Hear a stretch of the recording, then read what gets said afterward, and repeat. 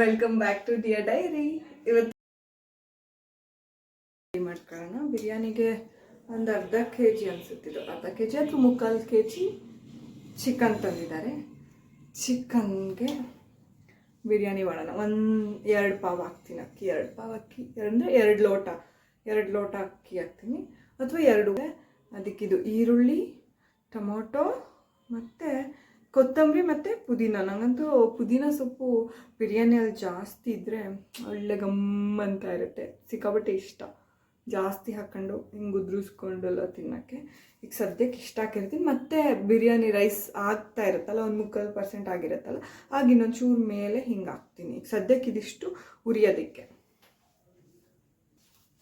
ನಾನು ಬಿರಿಯಾನಿಗೂ ಅಷ್ಟೇ ಹೊರ್ಗಡೆ ಎಲ್ಲೋ ಅಂದರೆ ಪೌಡರ್ ಪ್ಯಾಕ್ ಬರುತ್ತಲ್ಲ, ಆ ಪ್ಯಾಕ್ ಎಲ್ಲ ತಂದು ಮಾಡಲ್ಲ. ಬಿರಿಯಾನಿ ಮಸಾಲ ಎಲ್ಲ ಬರುತ್ತಲ್ಲ ಪ್ಯಾಕೆಟಲ್ಲಿ, ಅದು ತರಲ್ಲ.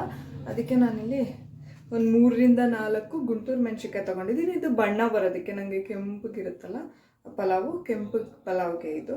ಅವಾಗ ಬಿರಿಯಾನಿ ಅಂತಿದ್ದೀನಿ, ಎರಡಕ್ಕೂ ವ್ಯತ್ಯಾಸ ಗೊತ್ತಿಲ್ಲದೆ ಇರೋ ಥರ.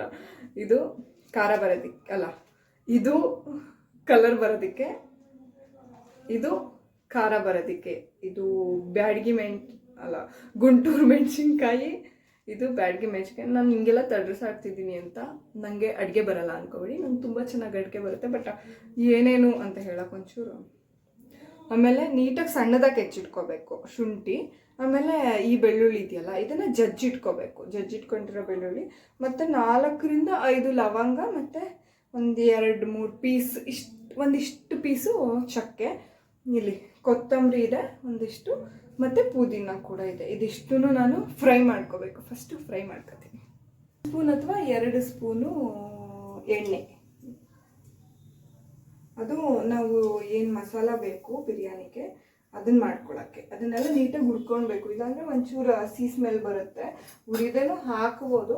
ನಂಗೆ ಯೂಶ್ವಲಿ ಹುರಿದು ಮಸಾಲ ಹುರಿದ್ಬಿಟ್ಟು ಮಾಡ್ತಾರಲ್ಲ ಮಸಾಲ, ಅದೇ ಇಷ್ಟ. ಫಸ್ಟು ಶುಂಠಿ ಅಲ್ಲ, ಚಕ್ಕೆ ಲವಂಗ ಹಾಕ್ಕೊಳ್ತೀನಿ.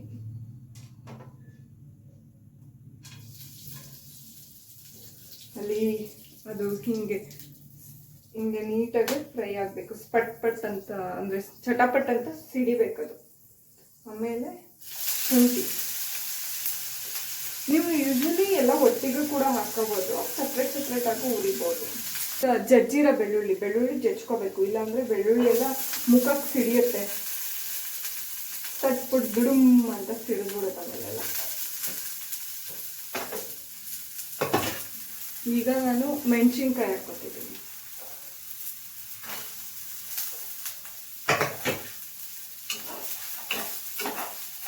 ನಂಗೆ ಮೆಣಸಿನ್ಕಾಯಿ ನೋಡಿದ್ರೆ ಖಾರ ಜಾಸ್ತಿ ಆಗುತ್ತಾ ಅನ್ನಿಸ್ತಿದೆ.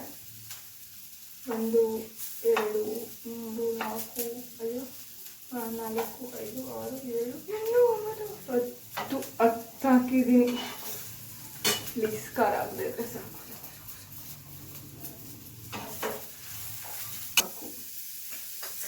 ನನಗೆ ನೆನಪಾಗ್ತಿಲ್ಲ, ಏನಾದರೂ ಮರ್ತ್ಕೊಂಡ ಅಂತೆಲ್ಲ. ಸರಿ ಇದೆ ಅನಿಸುತ್ತೆ, ಮರ್ತ್ಬಿಟ್ಟಿದ್ದೆ ಗೊತ್ತಿಲ್ಲ.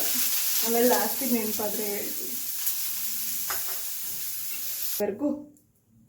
ಇದನ್ನ ಹಾರಕ್ಕೆ ಅಂತ ಆ ಕಡೆ ಇಟ್ಕೊತೀನಿ. ಅಲ್ಲಿವರೆಗೂ ಈಗ ನಾವು ಏನು ಚಿಕನ್ ಎಲ್ಲ ನೀರು ಸುಂಡಿಸ್ಬೇಕಲ್ಲ, ಚಿಕನ್ ನೀರು ನಾನು ಈಗ ಕುಕ್ಕರ್ ಇಡ್ತೀನಿ. ಕುಕ್ಕರು ಕ್ಯಾಪ್ ಹಾಕಿ 2 ವಿಷಲ್ ಕೂಗ್ಸಿದ್ರು ಸಾಕು. ಬಟ್ ನಾನು ಕ್ಯಾಪ್ ಹಾಕಲ್ಲ, ಹಾಗೆ ಮಾಡ್ತೀನಿ. ಯಾಕಂದರೆ ಬಿರಿಯಾನಿ ಕುಕ್ಕರಲ್ಲಿ ಕೂಗ್ಸೋದ್ಕಿಂತ ಹಾಗೆ ಮಾಡಿದ್ರೆ, ಪಲಾವ್ ಕುಕ್ಕರಲ್ಲಿ ಕೂಗ್ಸೋದ್ಕಿಂತ ಹಾಗೆ ಮಾಡಿದ್ರೆ ಚೆನ್ನಾಗಿರುತ್ತೆ. ಈರುಳ್ಳಿ ಹಾಕಬೇಕು. ಇದಕ್ಕೂ ಮುಂಚೆ ಪಲಾವ್ ಎಲೆ, ಆಮೇಲೆ ಅನಾನಸ್ ಹೂವು ಏನೇನೋ ಇರುತ್ತಲ್ಲ, ಅದನ್ನೆಲ್ಲ ಯೂಸ್ ಮಾಡ್ಬೋದು. ಬಟ್ ನಾನು ಯೂಸ್ ಮಾಡಲ್ಲ, ಹಾಗೆ ಹಾಕ್ತೀನಿ. ನಂಗೆ ಅದೊಂಥರ ಆ ಸ್ಮೆಲ್ ಬಂದರೆ ತಿನ್ನಬೇಕು ಅನ್ಸೋದಿಲ್ಲ. ತುಂಬ ಜಾಸ್ತಿ ಹಾಕ್ಬಿಟ್ರೆ ಹಂಗೆಲ್ಲ ಒಂದೊಂದೆಲ್ಲ ಓಕೆ ಫೈನ್, ಬಟ್ ಆದರೆ ನನಗೆ ಸೇರೋದೇ ಇಲ್ಲ. ನೀವು ಬೇಕಾದರೆ ಆ್ಯಡ್ ಮಾಡ್ಕೋಬೋದು, ನಾನು ಹಾಕ್ಕೊಳ್ಳಲ್ಲ.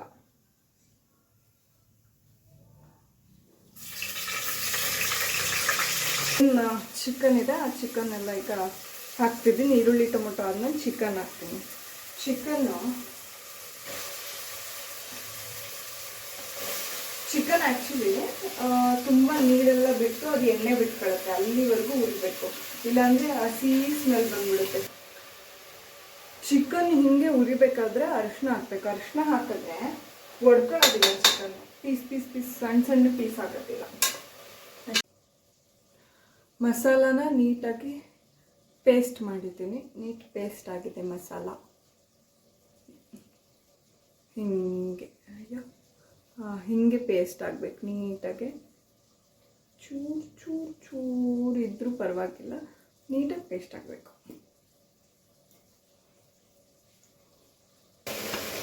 ಈ ಥರ ಎಣ್ಣೆ ಬಿಟ್ಟರೆ ಇಲ್ಲೆಲ್ಲ ಬಿಡ್ತಾ ಇದೆಯಲ್ಲ ಚಿಕನ್ನು, ಮತ್ತು ಅಲ್ಲ ನೀರು ಮತ್ತು ಎಣ್ಣೆ ಬೇರೆ ಬೇರೆ ಆಗ್ತಿದೆಯಲ್ಲ, ಹಿಂಗಾದರೆ ಚಿಕನ್ ನೀಟಾಗಿ ಬೆಂದಿದೆ ಅಂತ. ಈಗ ಯಾವ ಸ್ಮೆಲ್ಲು ಬರೋದಿಲ್ಲ ಇದು. ಇದಕ್ಕೆ ನಾವು ಏನು ಆಗಲೇ ರುಬ್ಬಿಟ್ಕೊಂಡಿದ್ದೀವಲ್ಲ ಮಸಾಲ,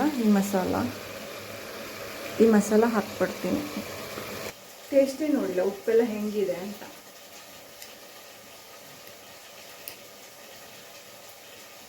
ಖಾರ ಅಂತೂ ಚೆನ್ನಾಗಿದೆ.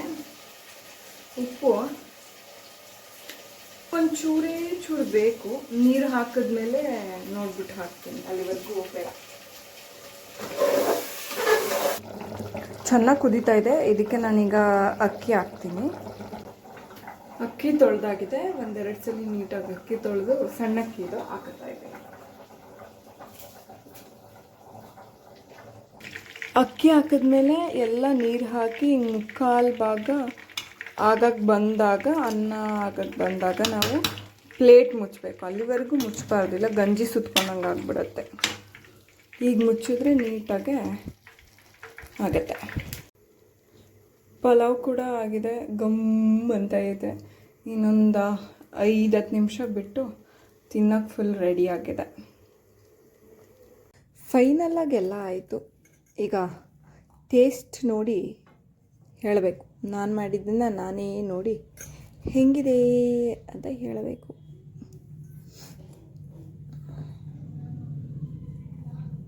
ನಾನು ನಿಂಬೆಹಣ್ಣಿನ ಪ್ರಿಯೆ, ತುಂಬ ನಿಂಬೆಹಣ್ಣು ತಿಂತೀನಿ. ಅದಕ್ಕೆ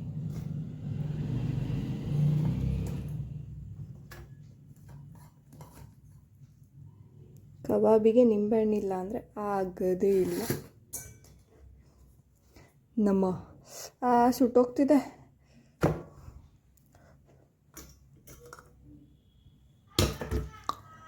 ಫುಲ್ ರೆಡಿ ಆಯಿತು. ಹೆಂಗೆ ಹೊಗೆ ಕಡಿತಾ ಇದೆ ಅಲ್ಲ, ಬಿಸಿ ಬಿಸಿ ಬಿಸಿ ಬಿಸಿ ಪಲಾವ್ ರೆಡಿಯಾಗಿದೆ.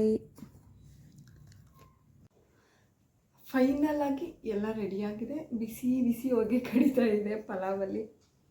ಫಸ್ಟು ನಿಂಬೆಹಣ್ಣು ಹಾಕೊಳ್ಳೋಣ. ನಿಂಬೆಹಣ್ಣು ಇಲ್ಲ ಅಂದರೆ ಒಳಗಡೆ ಹೋಗುತ್ತೇ ಇಲ್ಲ ನಾನ್ ವೆಜ್. ಫಸ್ಟು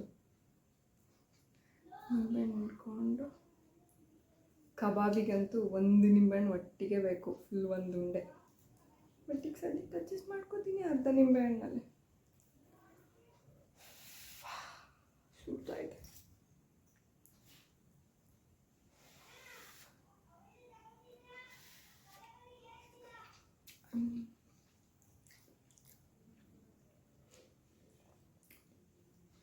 ಚೆನ್ನಾಗಿದೆ.